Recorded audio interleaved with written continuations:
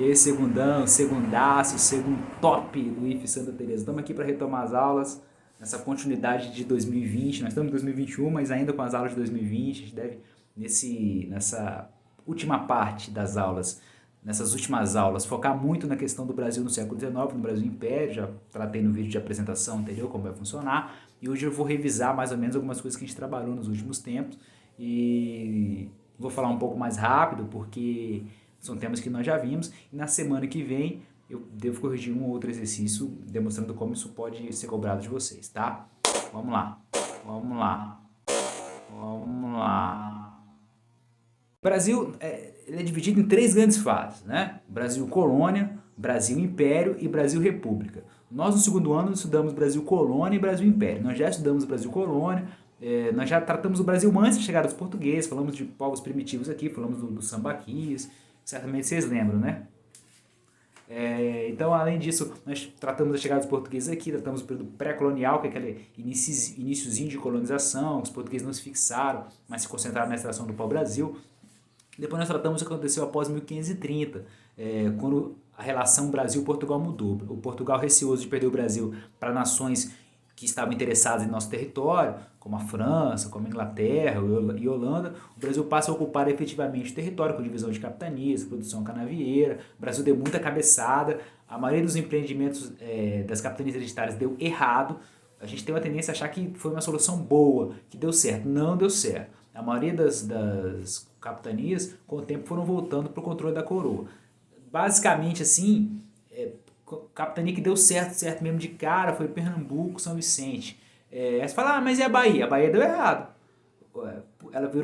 Salvador virou capital porque a coroa retomou para ela e outras capitanias também. O Espírito Santo é um caso curioso. O Espírito Santo teve momentos de auge e depois de declínio, mas o Espírito Santo não foi retomado pela coroa de cara. O Espírito Santo só passou para a coroa lá na frente, lá depois de muitas tentativas, a capitania foi vendida, pessoas procuraram ouro aqui e não encontraram, então o processo foi longo até que o Espírito Santo voltasse para o controle da coroa portuguesa. Mas enfim, então o Brasil começa com os portugueses incentivam a produção de cana aqui, que é um produto valorizado, produto bem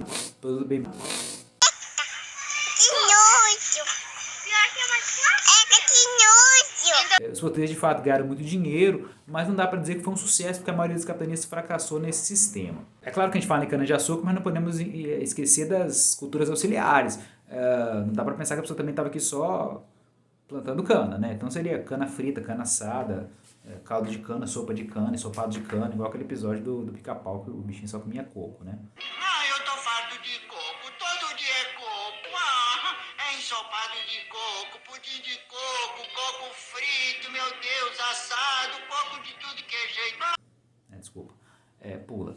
Mas assim, mesmo com os portugueses mais presentes aqui no território, os holandeses e franceses também, então estrangeiros tiraram um casquinho do Brasil. Os franceses estabeleceram aqui, no Rio de Janeiro, no Maranhão, os holandeses também se estabeleceram em Pernambuco por um longo tempo, inclusive deixaram muitas marcas importantes, a presença holandesa que nós também tratamos, né? A presença holandesa deixou muitas marcas. Eu também falei dos bandeirantes e seu papel na expansão. Os bandeirantes durante muito tempo foram vistos como herói, né? Os caras que desbravaram o território. São Paulo, por exemplo, viu o bandeirante como herói. Para São Paulo faz até sentido, porque São Paulo é uma capital que ela está numa parte alta, por isso chove muito.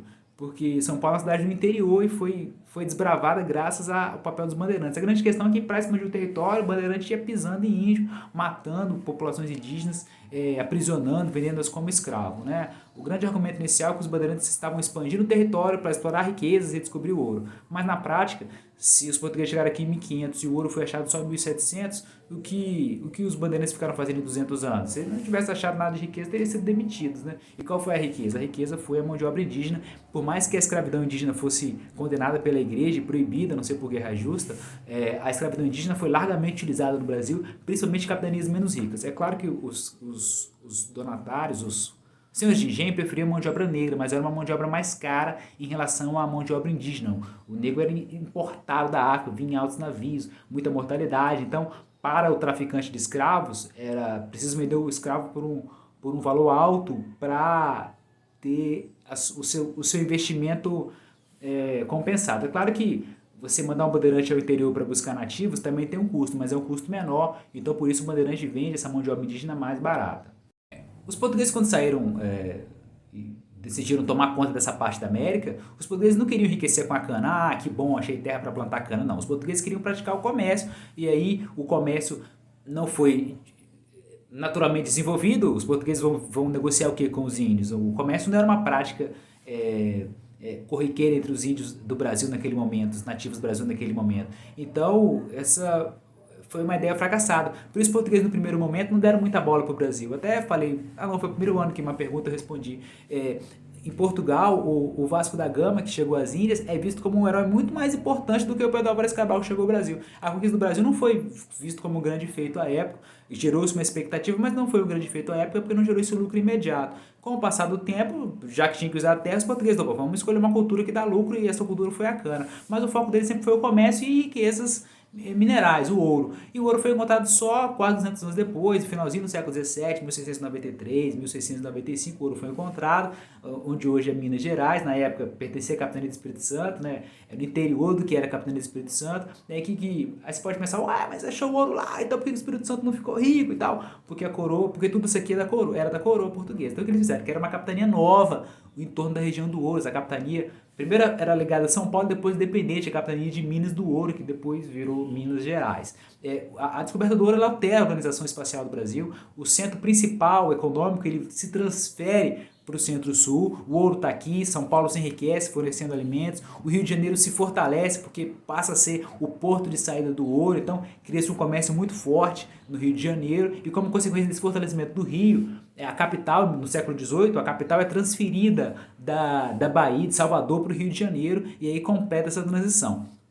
Por isso, em vários movimentos no século XIX, você vai ter o Nordeste descontente com a política, porque transferiu-se o capital para o Sudeste, a independência lá em 1822 foi uma independência pensada pelas elites do Sudeste, tanto que os principais focos de resistência à independência, que eram contrários à independência, foram no Nordeste. Então, essa separação Nordeste Centro-Sul, em termos de interesses divergentes, ela... Passou um carro aqui. Então, esses interesses divergentes entre Nordeste e Centro-Sul começam desde o achamento do ouro, da transferência de instituições para o Sudeste, e aí você vê que os interesses não casam mais. Já falei isso várias vezes, a região mais rica do Brasil na colônia era o Nordeste, porque lá estava açúcar, os holandeses queriam o Nordeste, o solo apropriado, e a capital estava lá também, só que isso tudo muda com a descoberta do ouro. Normalmente a gente fala assim, a cana e depois o ouro, mas tem que sempre saber, havia outras culturas, mandioca, tabaco, porque não era só cana e depois só ouro, porque no caso não comia ouro, né? Então a pecuária, então outras atividades sempre aconteceram no Brasil. E mesmo depois, no ano 19, quando o café ganha força, o produto rei, o café, mesmo assim, o Brasil continua produzindo outros produtos, inclusive a cana, até hoje, inclusive. O Brasil é um grande produtor de café desde o 19, um produtor mundial de café, mas de cana de açúcar também. Enquanto a gente está vivendo a colônia aqui, vários processos estão acontecendo lá na Europa. Eu já falei para vocês de Iluminismo, Revolução Francesa. Iluminismo é um complemento ao Renascimento, um aprofundamento das ideias renascentistas. O Renascimento questiona a intelectualidade europeia, questiona o poder da igreja.